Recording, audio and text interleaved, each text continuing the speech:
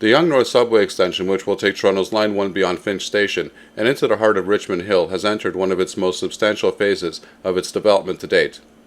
After years of planning, revisions, budget debates, and design changes, the project has finally moved into the early stages of real construction, and 2025 has emerged as a pivotal year.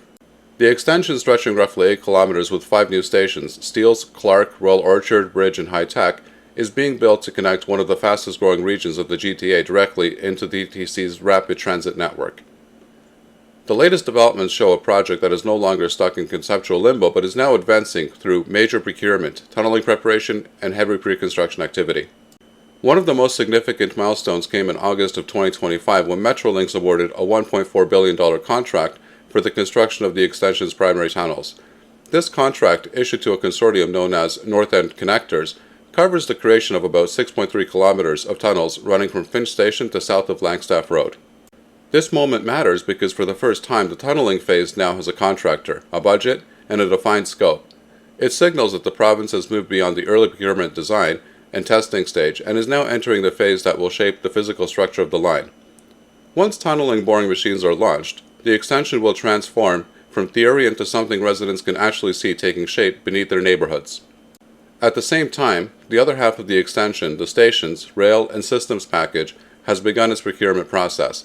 On October 16, 2025, Infrastructure Ontario and Metrolinx officially released the request for qualifications for the design and construction of all 5 stations, along with the track, power, signaling, and the train storage facility that will support operations north of Finch.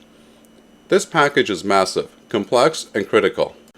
While the tunneling contract sets the path underground, the SRS package will shape everything passengers will interact with, from station entrances to electrical substations to the systems that integrate the new segment into Line 1's existing infrastructure. Because the RFQ process has just begun, it will still take time before a winning bidder is selected. Detailed design is finalized, and full construction begins. But the fact that procurement is underway marks another major step forwards. The progress is complemented by extensive pre-construction work happening above ground, especially utility relocation and geotechnical investigations. Along Yonge Street, crews are relocating gas lines, electrical conduits, and telecommunication duct banks in several segments including Glen Cameron Road to Clark Avenue, Meadowview Avenue to Crestwood Road, and pockets near Steeles Avenue. This work might not look very dramatic at first glance, but it is essential. Subway construction cannot begin until utilities are moved out of the excavation path, and relocating these networks can be one of the most time-consuming stages of early construction. In addition, borehole drilling and environmental assessments are underway at multiple points along the corridor, giving engineers the information they need to understand soil composition, groundwater, and environmental constraints. All of this forms the foundation for the biggest phases of construction that will follow. Despite the momentum, it is important to note that Metrolinx has not released a new official opening date. York Region's earlier business case material pointed to a 2029 and 2030 completion window, and while no one has publicly revised that estimate, there is still enough uncertainty in the remaining procurement and construction stages that this timeline can be considered firm. The station's contract has not yet been awarded, design still lies ahead, and full excavation of station boxes has not yet begun. These factors introduce risk because delays in procurement or design revisions can escalate into other phases, which is a familiar pattern in major infrastructure projects. However, the tunneling contract, which the SRS and RFQ both indicate that the province intends to deliver this extension on a predictable schedule, even if the final opening date is not yet locked down. The revised alignment released by Metrolinx in recent years will help reduce cost and risk in later phases of construction. The design to shift part of the northern portion of the extension into the existing CN rail corridor means less deep tunneling and less disruption along Yonge Street. Bridge Station and High Tech Station will be built at surface level, which shortens construction time and simplifies integration with the planned Richmond Hill Centre development and the Langstaff Gateway urban growth area. This choice not only reduces engineering complexity, but also strengthens the possibility of future expansions further north, since the alignment is now tied to a corridor that already exists and has space for additional tracks. The political environment around the project is also favorable. York Region Council continues to push aggressively for rapid progress, and Richmond Hill's Council has repeatedly emphasized the importance of the extension for local growth. The province has already committed $5.6 billion towards the line, with York Region contributing another $1.12 billion. Recently, an additional $55 million was allocated to keep planning and design work moving, which indicates that the province remains fully engaged. While Toronto City Council plays a smaller role in this particular project, the extension will relieve pressure on Line 1 south of Finch, provide more regional mobility, and help restructure commuting patterns across the northern GTA. Altogether, the latest developments paint a picture of a mega-project that is finally in motion. Tunneling is preparing to begin, station procurement is underway, utilities are being relocated, and environmental and geotechnical work is active across the corridor. While residents will still need patience, subway construction is slow, complex, and often disruptive. The Yonge North Subway Extension is further along than ever before. With the heavy groundwork now at full speed, the line's 2029-2030 opening window remains possible, though not guaranteed, depending on how procurement and construction unfold over the next 2 years. What is clear is that Toronto and York Region are finally watching this long-promised extension advance from political talking point to physical reality, bringing Richmond Hill closer than ever to joining the TTC's rapid transit network. Having had said this all, the GO Train's Richmond Hill line is one of the most underused and under-discussed rail corridors in the entire Greater Toronto and Hamilton area, and yet it sits on top of an enormous amount of untapped potential. When you look at the route on a map, the irony hits you right away. This line travels straight down to the Don Valley from Richmond Hill to downtown Toronto, following a corridor that is almost entirely grade separated, largely unobstructed, and designed for commuter rail. In a region that constantly struggles with congestion, overcrowded subways, and long bus commutes, you would expect a ready-made rail corridor like this to be running trains every 15 minutes all day long. Instead, the line operates only during peak hours, offers limited frequencies, and is prone to flooding closures because of the Don River's low-lying geography. It is a remarkable example of a transit asset that is not reaching even a fraction of its possible performance. One of the first steps towards improving the Richmond Hill line would be to address the flooding issue, which has historically been the biggest constraint. The lower part of the line, especially around the Don Valley, is vulnerable to washouts and water accumulation during major storms. However, Metrolinx has long known this, and many of the solutions are not insurmountable. Riverbank reinforcement, flood-resistant track beds, improving drainage systems, and targeted embankment elevation can significantly reduce closures. Other GO corridors across the GTA face weather challenges and have still moved towards all-day service by upgrading culverts, bridges, and water barriers. A similar approach along the Don Valley would make the Richmond Hill corridor resilient enough for more frequent service, especially during off-peak times. Another critical move is increasing frequency. The current schedule is inadequate for a region where demand patterns have shifted far beyond the traditional 9-to-5 commute.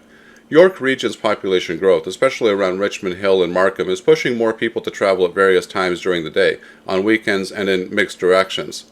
The Richmond Hill line should be operating at least every 30 minutes during the midday period, every 30 to 60 minutes in the evenings, and hourly on weekends as a minimum.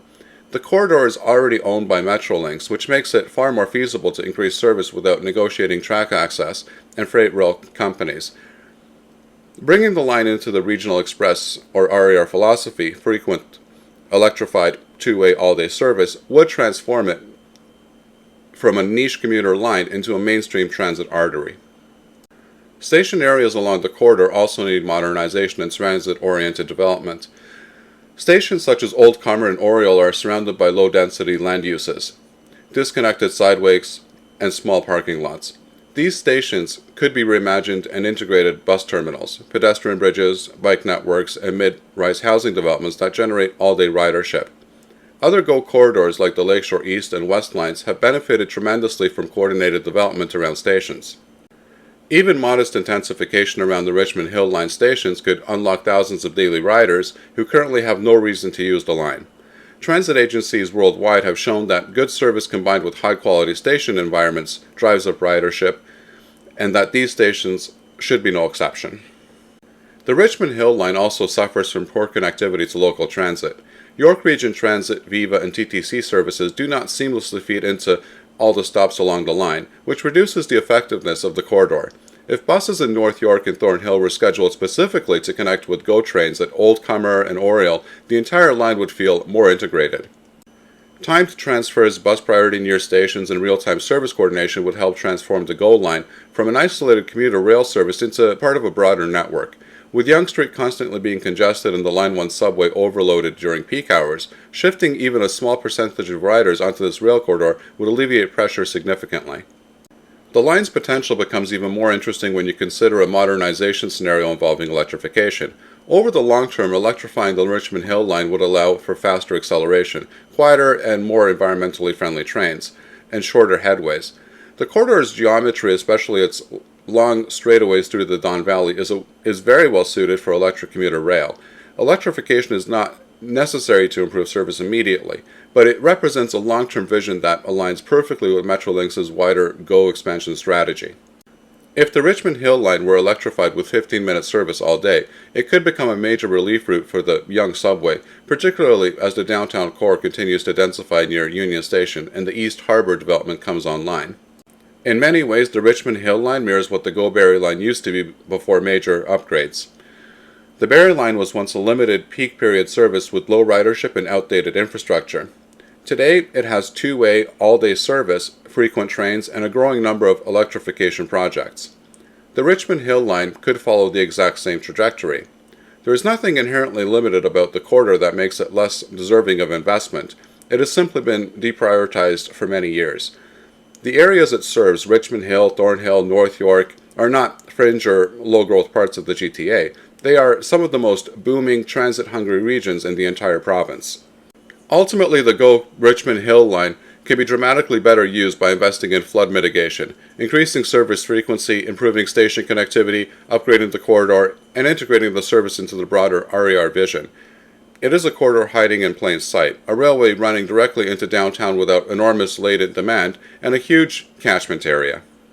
Unlocking its potential would not only provide York Region residents with a powerful new travel option, but would also relieve pressure on the TTC's most overcrowded routes and support the region's long-term growth strategy. The infrastructure is already there, the tracks are already there, the demand is already there. All that is missing now is the will to transform this corridor from an overlooked line into the busy, reliable, modern, rapid transit route it has the capacity to become. I hope that you liked the video. If so, please give it a like. If you're not subscribed and want to be notified of new videos that are released, please click on the Art Toronto button here. This is the video that I would recommend for you to watch next, and I'm sure that you're going to love it. Here's the playlist for all of the latest in transit news and views that you're going to find very informative and interesting. And finally, here is the latest video. Thanks for watching and happy transiting.